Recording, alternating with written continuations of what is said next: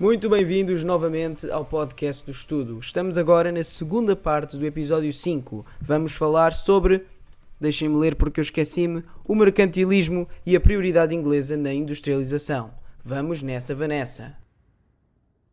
Portanto, da mesma forma que as notas do Daniel Granja surgem do ar porque ele não estuda, vai surgir o mercantilismo. Só que o mercantilismo surge devido a certas razões. Razões tal como a carência de moeda vivida na Europa no final do século XVI e durante o século XVII. E isto devido à diminuição das remessas de metal precioso, sobretudo prata da América Espanhola, ou seja, está a acabar o ouro espanhol, à redução da produção de prata nas minas europeias, portanto está-se a acabar a prata europeia, e devido aos países europeus sentirem a necessidade de reforçar o seu poder económico e aumentar a sua posse de metais preciosos indispensáveis à cunhagem da moeda e ao aumento das reservas financeiras do Estado. Então os países europeus todos querem mais ouro e querem que os outros países deixem de os chatear relativamente ao ouro. Portanto, os países europeus querem mais ouro e estão assim bem chateados porque querem ouro. Portanto, vão criar um mercantilismo. E o mercantilismo é uma prática económica que visava fortalecer os Estados no panorama internacional, contribuindo para o engrandecimento dos monarcas e das economias nacionais, assegurando a riqueza dos países através da acumulação de metais preciosos. Portanto, deixem-me traduzir isto para português porque eu não percebi um cu.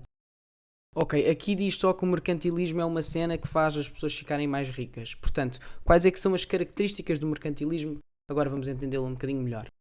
Uma das características é a diminuição das importações, que evitava a saída de metais preciosos, ou seja, um país mercantilista vai importar muito menos coisas, e atenção, importar é comprar uma cena de fora e trazer para cá, certo? Os países mercantilistas também vão defender uma balança comercial favorável, ou seja, vão exportar mais do que importar, e a balança comercial diz respeito ao balanço entre as importações e exportações. Uma balança comercial favorável é uma balança comercial que mostra mais exportações do que importações, porque se tu estás a comprar mais do que estás a vender, estás a perder dinheiro. E, efetivamente, uma balança comercial favorável vai mostrar que estás a ganhar mais do que a perder. Os países mercantilistas vão também aplicar taxas alfandegárias sobre as importações. Estas taxas vão justamente servir para reduzir as importações. Estes países também vão proteger muito a sua produção nacional da concorrência estrangeira, ou seja, vão dar muito mais valor aos seus produtos, por exemplo, pondo taxas enormes de impostos, que são as taxas alfandegárias dos produtos que vêm do exterior, para que uma pessoa normal só consiga comprar os produtos nacionais e assim o produto nacional obrigatoriamente vende mais, por exemplo.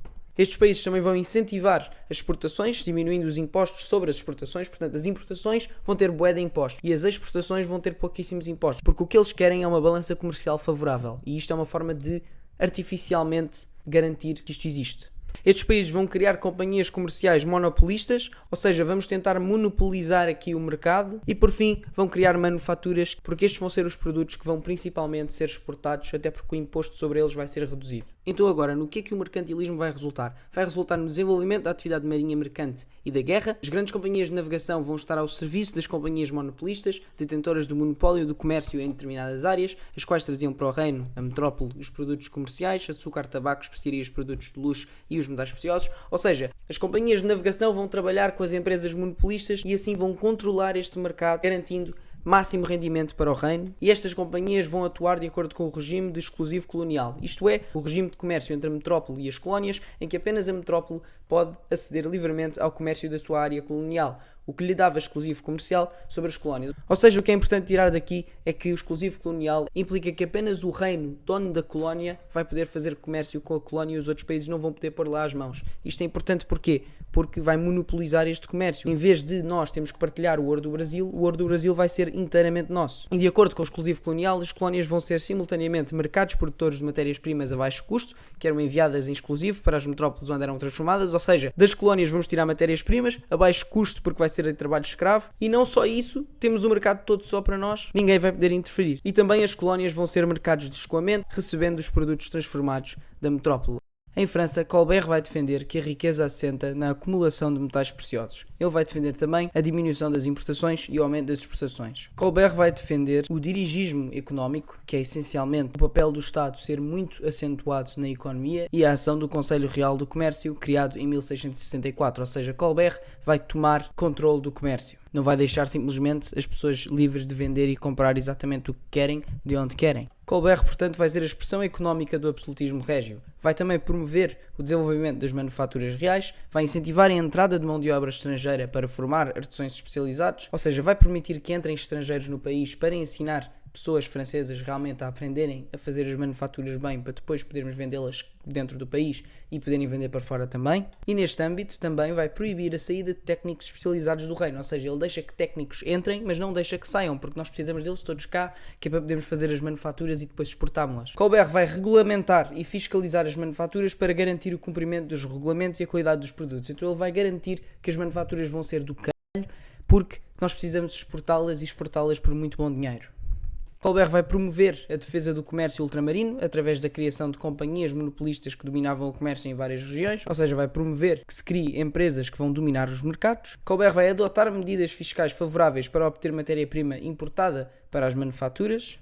Ou seja, quando eles forem importar realmente coisas, vão importar de forma inteligente. Colbert vai aplicar impostos mais favoráveis aos produtos produzidos no reino. Ou seja, mercado fechado. Estamos a falar do mercantilismo. O que é produzido em França vai ser vendido barato. O que for importado de fora vai ser caríssimo, porque ele não quer que nós compremos dos outros países. Ele não quer dar dinheiro aos outros países. O objetivo do mercantilismo é fortalecer a economia interna, não a externa.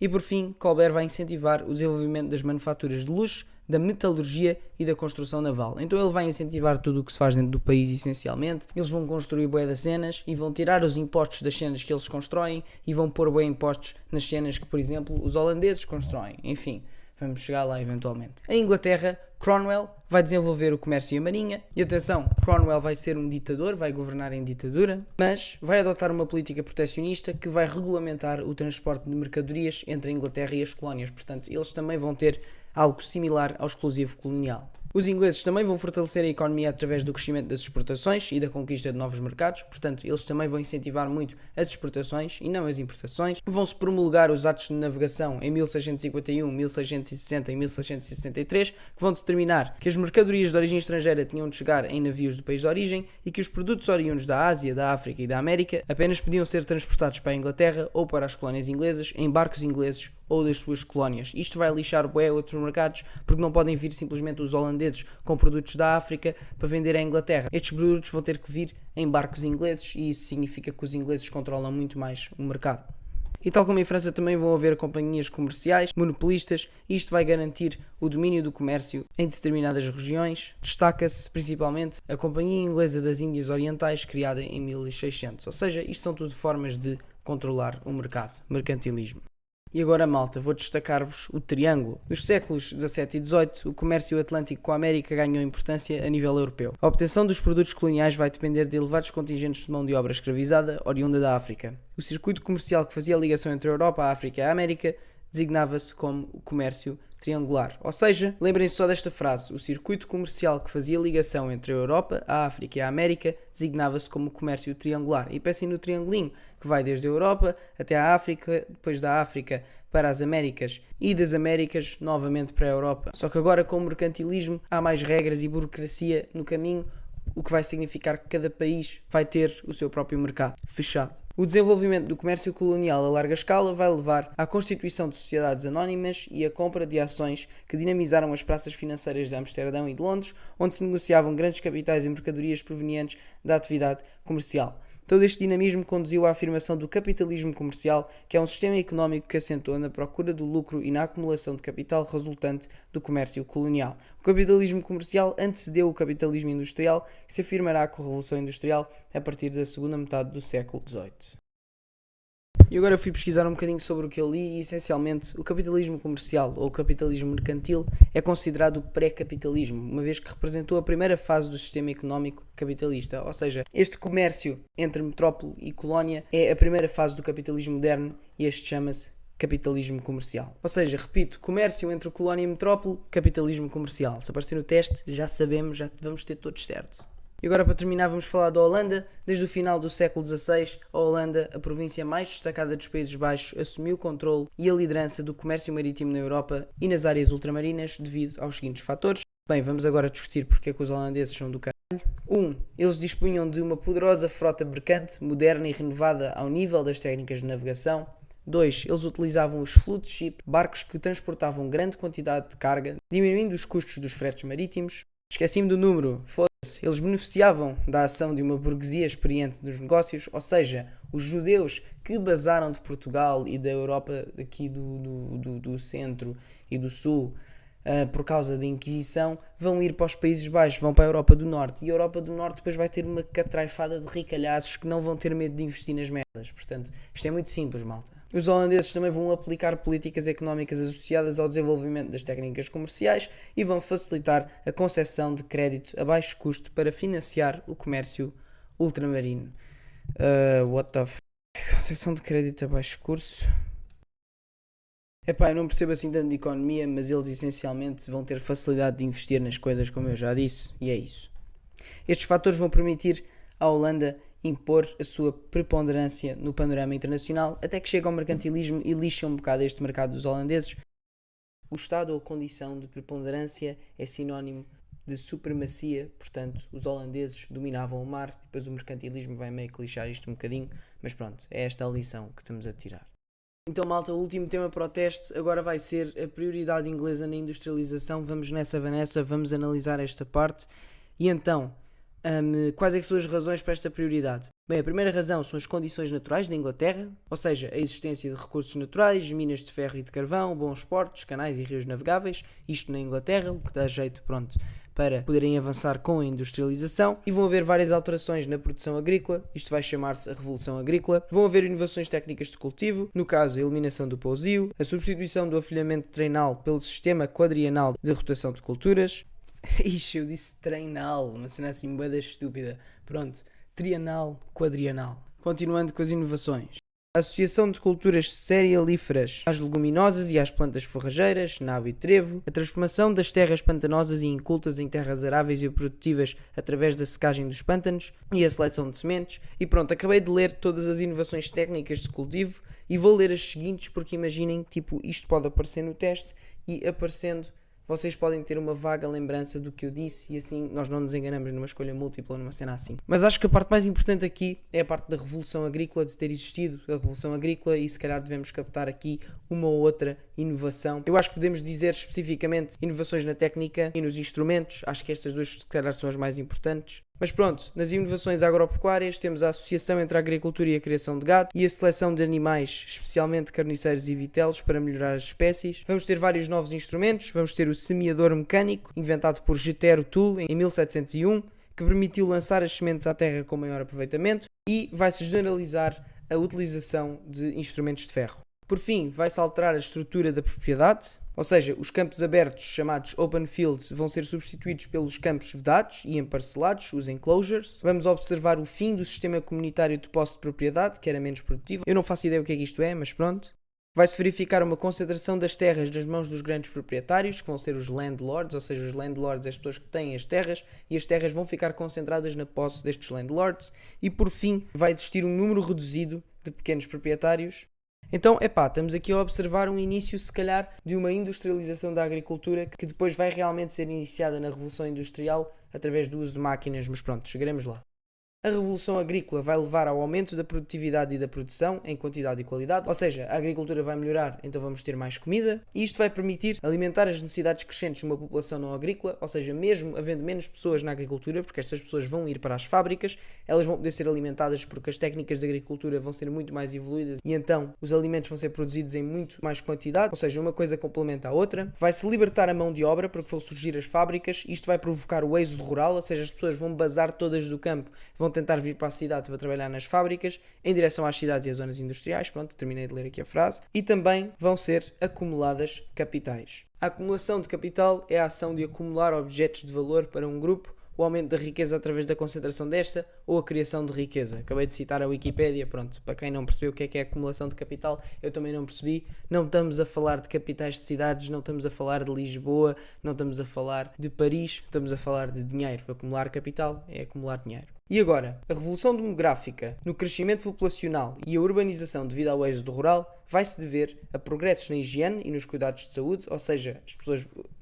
a população vai crescer porque menos bebés vão morrer. A alimentação das pessoas vai ser muito melhor, isso também implica que menos bebés morrem, isso implica que as pessoas vivem mais, o vestuário das pessoas vai ser mais diversificado e o clima vai melhorar. Isto o professor acho que comentou connosco, esta melhoria do clima não tem nada a ver com aquecimentos globais e coisas modernas, e simplesmente é algo que aconteceu naturalmente, foi assim um bocado uma coincidência. Então, o consumo de bens agrícolas e transformados vai se generalizar. Um número cada vez maior da população vai aceder a produtos variados em todo o espaço nacional.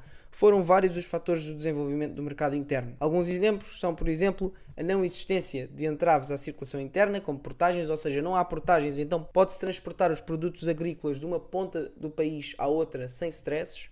O governo vai apoiar a redução de taxas e a construção de infraestruturas, estradas e canais, e isso vai tornar o mercado interno muito mais competitivo e livre. O crescimento populacional vai favorecer o aumento da procura interna. O aumento da população urbana não agrícola vai estimular a procura e o consumo.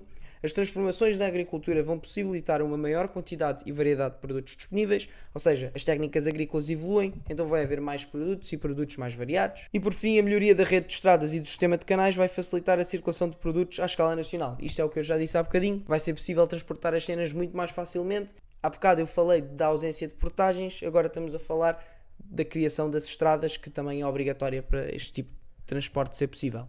Um sistema político, social e inovador vai ser visível na estabilidade dos governos, na consolidação de um regime de monarquia parlamentar, na afirmação de uma nobreza e de uma burguesia ativas e empreendedoras, ou seja, a nobreza e a burguesia aqui na Inglaterra vão se unir um bocado e vão ambas focar-se nos negócios, na prática governativa favorável ao lucro e aos negócios, ou seja, o governo também vai priorizar o lucro e os negócios juntamente com a nobreza e a burguesia, e também na escassa regulamentação das atividades económicas e o enfraquecimento das guildas e das corporações promoveram uma liberdade de iniciativa e concorrência, ou seja, vão acabar imensas leis do mercantilismo e a economia vai ser muito mais liberal, vai ser muito mais livre, as atividades económicas vão ser muito menos regulamentadas e o enfraquecimento das guildas, que são essencialmente junções de mercadores, vão obviamente incentivar a concorrência, porque os mercadores vão deixar de se unir, vão ser obrigados a competir uns com os outros e então competir na qualidade dos produtos, na quantidade, no preço, etc. E a última razão vai ser o forte mercado colonial, sustentado pelo dinamismo do mercado externo e colonial na América e no Oriente, que permitem a disposição de produtos variados, como o tabaco, o açúcar, o café, algodão, sedas, chás, especiarias, panos de algodão indianos, etc. Aqui não há mais, se calhar é só isto, mas pronto. E as matérias-primas baratas, proporcionadas pelo trabalho escravo nas colónias e o regime de exclusivo colonial, que depois vai acabar, mas agora mantém-se, vão dar à Inglaterra a capacidade de transformar os produtos coloniais em bens baratos e de qualidade. Deste modo, a Inglaterra vai obter lucros avultados que eram reinvestidos nas diversas atividades económicas, favorecendo a acumulação de capitais. Ou seja, vai haver bué de guito, vai haver bué de dinheiro para investir, isto por causa das matérias-primas, isto por causa da evolução agrícola, e depois o lucro também resulta em evolução agrícola, resulta em evolução industrial, que nós já vamos ver. Portanto, isto são tudo fatores que contribuem para a prioridade da industrialização na Inglaterra. Porquê é que a industrialização começou na Inglaterra e não noutro país? Bem, estas foram algumas das razões. E espera aí que ainda há mais uma, que é o sistema financeiro inovador, sustentado pela estabilidade da Libra enquanto moeda de troca nacional, ou seja, a Libra é uma moeda fixe. Londres vai tornar-se o centro da finança inglesa com a criação em 1694 do Banco de Inglaterra, que vai ser muito importante, e em 1698 com a formação da Bolsa de Valores, que é a Bolsa de Valores, e vão surgir um conjunto de bancos privados na City, como Lloyds Bank, criado em 1765. A Bolsa de Valores está aqui escrito, então eu vou ler. A Bolsa de Valores é uma organização ou mercado onde se transacionam valores, tais como ações, obrigações de empresas e seguros. Esta vai dinamizar o sistema financeiro e permitir canalizar capitais para o desenvolvimento económico. A Bolsa de Valores é onde se vende as cenas das empresas e tal. Pronto, assim, deem uma pesquisada se não entenderem direito isso.